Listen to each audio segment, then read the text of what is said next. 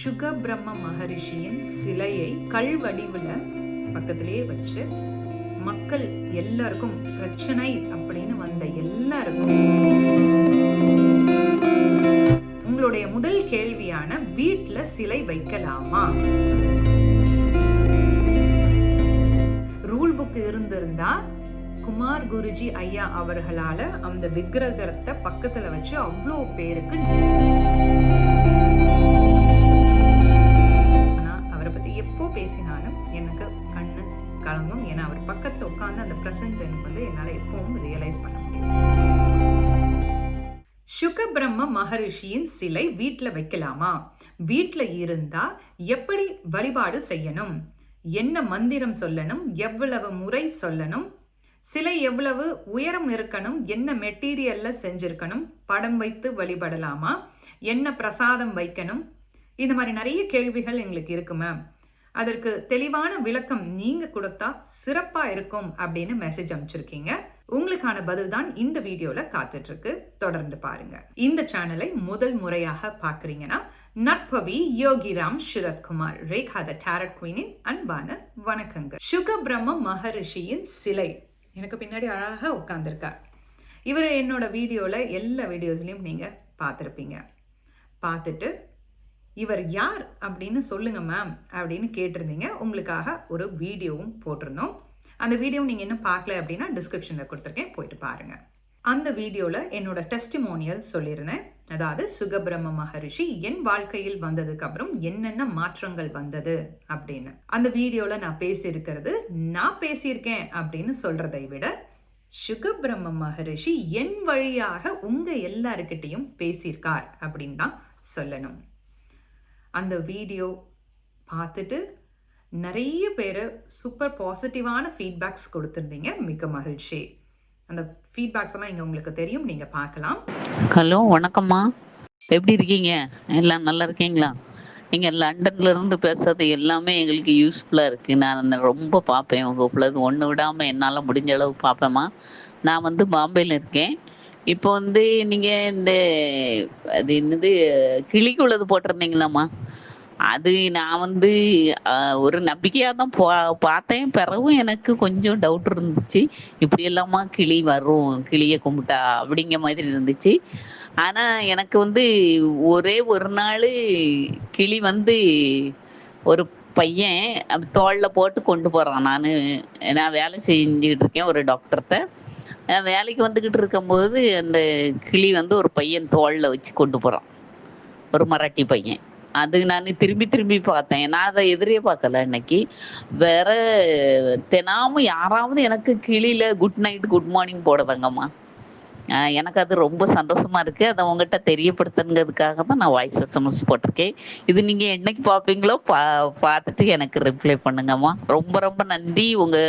உங்களுக்குள்ள எல்லா இதுவும் நான் பார்ப்பேன்.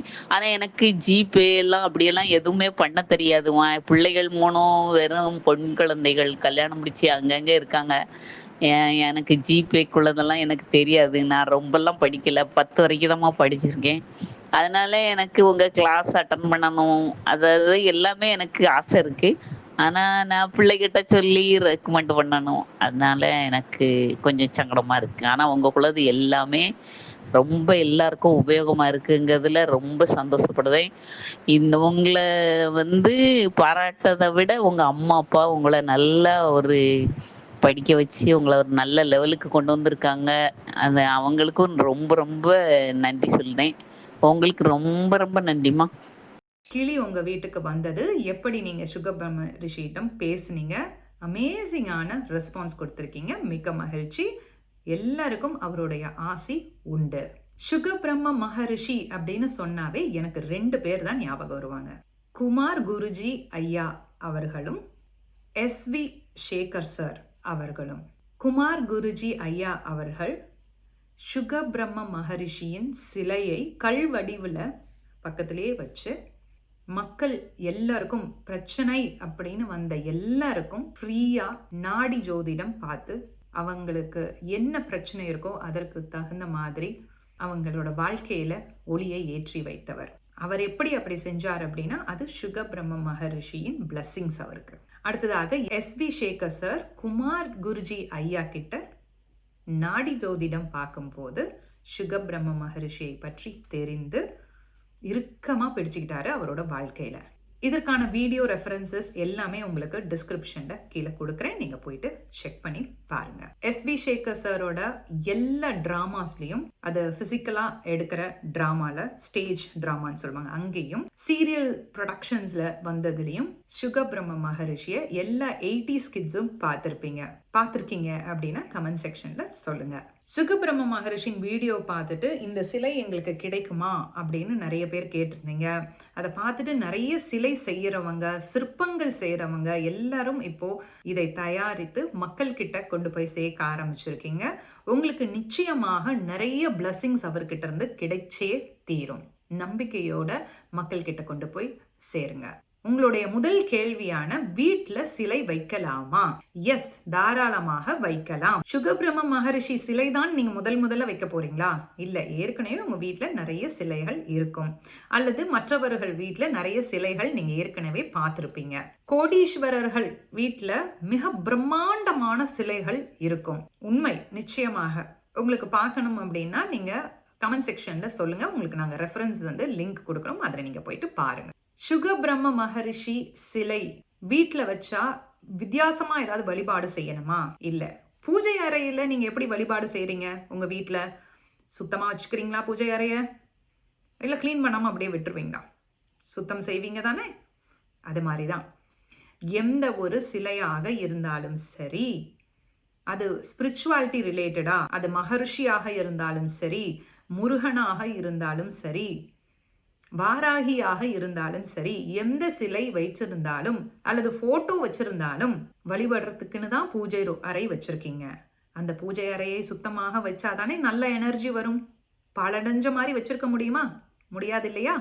ஸோ சுத்தமாக வச்சுக்கிறது நிச்சயமா ஒரு முக்கியமான ஒரு விஷயம். வழிபாட்டு முறையில் ஏதாவது சிறப்பாக செய்யணுமா அப்படின்னா மந்திரங்கள் நம்ம நிறைய ஏற்கனவே சொல்கிறோம்.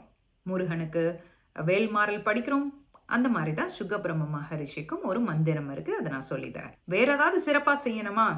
மனசில் தூய்மையோட, ஹானஸ்டா, நம்பிக்கையோட, உங்களுடைய வேலையில் கவனமாக, மற்றவர்களை பற்றி புறம் பேசாம, மற்றவர்கள் பற்றி நெகட்டிவாக பேசாம, மனதார அவரை பற்றி யோசிச்சாவே போதும், சிறப்பான வாழ்க்கை உங்களுக்கு அவர் காமிச்சு கொடுப்பார்.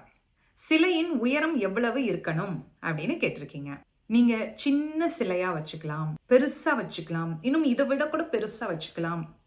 எந்த விதிமுறையும் கிடையாது, எந்த ஒரு ரூல் புக்கும் கிடையாது. ரூல் புக் இருந்திருந்தா குமார் குருஜி ஐயா அவர்களால அந்த விக்கிரகத்தை பக்கத்துல வச்சு அவ்வளோ பேருக்கு நாடி ஜோதிடம் சொல்லியிருக்க முடியாது. மக்களுடைய வாழ்க்கையில ஒரு பெரிய மாற்றத்தை அவரால் கொண்டு வந்திருக்க முடியாது. அதெல்லாம் அந்த மாற்றத்தை கொண்டு வந்ததுக்கு காரணம் சுகபிரம்ம மகரிஷி அவர் அருகிலே உட்கார்ந்திருந்து அவருக்கு போதனை செய்தது. அந்த சிலையோட போட்டோ உங்களுக்கு இப்போ ஸ்கிரீன்ல தெரியும், பாருங்க. அது ஒரு சிலை, கல்லுல செஞ்சது. ஸோ இப்போ உங்களோட அடுத்த கேள்விக்கு பதில் கிடைச்சிருக்கும். எந்த மெட்டீரியல்ல இருக்கணும்? எந்த மெட்டீரியல்ல வேணா இருக்கலாம். பஞ்சலோகத்தால செஞ்சிருக்கலாம், பேப்பர் மெஷ்ஷால செஞ்சிருக்கலாம், கிளே அதுல செஞ்சிருக்கலாம், டெரகோட்டா கிளே இருக்குல்ல அதில் செஞ்சுருக்கலாம். ஏன்னா நம்மளோட கொலு விக்கிரகங்கள்லாம் அப்படித்தான் இருக்கு இல்லையா? கொலு விக்கிரகங்களும் ஹைட்டாக தான் இருக்கும். So no rules for that. ரூல்ஸை நம்மளுக்கு நாம் தான் போட்டுக்கணும். எதற்கு? வாய்க்கு பூட்டு போடணும், தவறாக பேசக்கூடாது, நல்லதை மட்டுமே பேசணும், நல்ல அஃபர்மேஷன்ஸ் இருக்க வார்த்தைகளை பயன்படுத்த ஆரம்பிக்கணும். இதைத்தானே நாம் முருகன் கிட்ட கேட்குறோம், சுகபிரம்ம மகரிஷி கிட்ட கேட்குறோம். படம் வைத்து மட்டும் வழிபடலாமா? தாராளமாக வழிபடலாம். என்னோட கிளைண்ட்ஸ் எல்லாருக்கும், யாரெல்லாம் என்கிட்ட tarot reading, Akashic record, manifestation யார் கற்றுக்கிட்டாலும் சரி, அவங்களுக்கு சுகபிரம்ம மகரிஷியோட ஃபோட்டோ, அதாவது இந்த சிலையோட ஃபோட்டோவை அப்படியே என்னோட கேமராலேருந்து எடுத்து அவங்களுக்கு அனுப்பிச்சிருவேன். அனுப்பிச்சிட்டு நீங்கள் இப்படித்தான் வழிபாடு செய்யணும் அப்படின்னு சொல்லி கொடுத்துருக்கேன். அவங்க அழகாக பிரிண்ட் அவுட் எடுத்து சிங்கப்பூர், மலேசியா, துபாய், லண்டன் எல்லா இடத்துலையும் இவருடைய ஃபோட்டோ வீட்டில் இருக்கு. அதோட ஸ்க்ரீன்ஷாட்ஸும் உங்களுக்கு இப்போ நான் காமிக்கிறேன், பாருங்க. சுகபிரம்ம மகரிஷியின் சிலை வீட்டில் இருந்தால் என்ன மந்திரம் சொல்லணும். ஒரு காயத்ரி மந்திரம் இருக்கு. அழகா விளக்கு ஏற்றிக்கோங்க இப்படி, அல்லது கேண்டில் இருந்தால் கூட ஓகே தான், ஏற்றிக்கலாம். ஏற்றிட்டு நான் சொல்கிற இந்த காயத்ரி மந்திரத்தை 108 டைம் சொல்லுங்க. மனதார நம்பிக்கையோட சரணாகதி அடைகிறேன் சுகபிரம்ம மகர்ஷி அவர்களே அப்படின்னு மனசுல சொல்லிட்டு இந்த காயத்ரி மந்திரத்தை 108 டைம் சொல்லுங்க. அவர் சிலையை வச்சுட்டு அவர் முன்னாடி உட்கார்ந்து ஓம் வேதாத்மஹாய வித்மஹே வியாசபுத்ராய தீமஹி தன்னோ சுக்ர பிரசோதயாத். இதை விட சிம்பிளா இன்னொரு மந்திரம் உங்களுக்கு தேவைப்படுதுன்னா ஓம் நமோ சுகதேவாய நமக, ஓம் நமோ சுகதேவாய நமகன்னு திரும்ப திரும்ப அந்த மந்திரத்தை மட்டும் தொடர்ந்து சொல்லிட்டே இருங்க. உங்களோட வாழ்க்கையில் அப்படியே பாசிட்டிவ் எனர்ஜி அப்படி தானாக வர ஆரம்பிக்கும். பாசிட்டிவாக மட்டுமே யோசிப்பீங்க, பாசிட்டிவாக பேசுவீங்க. பாசிட்டிவாக எனர்ஜி உங்களை சுற்றி இருக்கும்போது மற்றவர்களை பற்றி நெகட்டிவாக யோசிக்க மாட்டீங்க, நெகட்டிவாக பேச மாட்டீங்க. பாசிட்டிவான எனர்ஜிஸ் இப்படி உங்களுக்கு வரும்போது சுகபிரம்ம மகரிஷி உங்களுடைய வாழ்க்கையில் ஒருவராக மாறிவிடுவார். அழகா உங்களோட கையை பிடிச்சி கூட்டிட்டு போவார். அதற்கு ஒரு உதாரணம், நான் உங்க முன்னாடி உட்காந்து இப்படி பேசிட்டு இருக்கேன். என்னோட டெஸ்டிமோனியல்ஸை ஏற்கனவே நான் சொல்லிட்டேன். ஆனா அவரை பற்றி எப்போ பேசினாலும் எனக்கு கண்ணு கலங்கும். ஏன்னா அவர் பக்கத்துல உட்காந்து அந்த ப்ரெசன்ஸ் எனக்கு என்னால் எப்பவும் ரியலைஸ் பண்ண முடியும். இந்த ஒரு மந்திரம் போதுங்க. 108 டைம் டெய்லியும் அவர் முன்னாடி நின்று சொல்லிட்டு மனசார சரணாகதி அடைஞ்சிருங்க. எல்லாம் உங்களோட வாழ்க்கையில சிறப்பாக நிச்சயமாக நடக்கும், நடந்தே தீரும். சுகபிரம்ம மகரிஷியின் சிலை நீங்க யார்கிட்ட வாங்கினாலும் சரி, எந்த ஹைட்ல வாங்கினாலும் சரி, நான் ஹைட்டுக்கு ஏற்கனவே சொல்லிட்டேன், there is no rule book. இவ்வளோதான் ஹைட் இருக்கணும், இப்படித்தான் இருக்கணும்னு இல்லை. நீங்க போட்டோ வாங்குறதுனாலும் வாங்கிக்கலாம். ஆனா சிலையாக நீங்க வாங்குறீங்கன்னா அவங்க கிட்ட நீங்க குறிப்பா ஒரே ஒரு விஷயத்த மட்டும் சொல்லுங்க, அதை எனர்ஜைஸ் பண்ணி கொடுக்க சொல்லுங்க. அதாவது உயிரோட்டம் கொடுத்து உங்களுக்கு கொடுக்க சொல்லுங்க. கண் வரையும் போது இந்த விஷயத்தை செய்வாங்க. சிலை எந்த ஹைட்ல இருக்கணும் அப்படின்னு கேட்டிருக்கீங்க. எந்த ஹைட்ல வேணா இருக்கலாம். சின்னதா இருக்கலாம், இவ்வளோ பெருசா இருக்கலாம், இவ்வளோ பெருசா இருக்கலாம், இதை விட ஹைட்டா கூட இருக்கலாம். இதுல உட்கார்ந்துருக்க மாதிரி இருக்காரு, நின்றுட்டு இருக்க மாதிரி இருக்கலாம். உங்களுக்கு எப்படி மனசுக்கு பிடிச்சிருக்கோ அப்படி நீங்க வாங்கி வைக்கலாம். There is no rule book. யார்கிட்ட சிலை வாங்கினாலும் சரி, படம் வாங்கினாலும் சரி, இதை மட்டும் நீங்க அவங்க கிட்ட கேளுங்க, அவங்க உங்களுக்கு செஞ்சு தருவாங்க. என்ன பிரசாதம் வைத்து வழிபடலாம் அப்படின்னு கேட்டிருக்கீங்க. தயிர் சாதம் வச்சு வழிபடலாம், ரொம்ப சிம்பிள். அதை விட சிம்பிளா வேணும் அப்படின்னா கிரீன் கிரேப்ஸ், திராட்சை பழம் கிடைக்கும், அதை வாங்கி வச்சு வழிபடலாம்.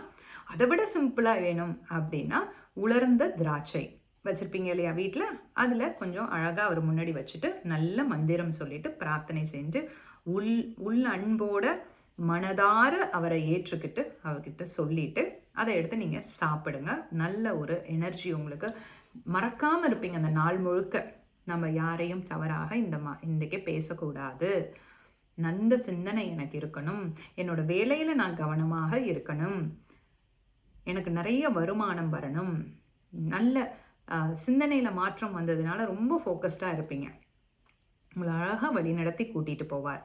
இந்த ஜென்மத்தின் பயன் என்ன அப்படிங்கிறத சொல்லி தருவார். அதற்கேற்ற மாதிரி உங்களோட வாழ்க்கை நகர்ந்து போயிட்டே இருக்கும். பணம், ரிலேஷன்ஷிப்பு, என்னெல்லாம் வேணும் உங்களுக்கு, அதற்கு நீங்கள் என்ன மாற்றம் செய்யணும் அப்படிங்கிறது தான் நீங்கள் சுகபிரம்ம மகரிஷி கிட்ட பிரார்த்தனை செய்யணும். அந்த ஒரு குறிக்கோளோட அவரை நீங்கள் சிலையாக வீட்டில் வச்சுக்கலாம், எப்படி வேணா நீங்க வச்சு வழிபடலாம். இந்த பதிவு உங்களுக்கு ரொம்ப பயனுள்ளதாக இருந்திருக்கும் அப்படின்னு நம்புறேன். உலகெங்கும் சுகபிரம்ம மகரிஷியின் நாமம் ஒலிக்கட்டும், அனைவரது வாழ்வும் சிறக்கட்டும். மீண்டும் மற்றொரு சிறப்பான பதிவில் உங்களை நான் சந்திக்கும் வரை லண்டனிலிருந்து நான் உங்கள் ரேகா, த டாரட் குவீன்.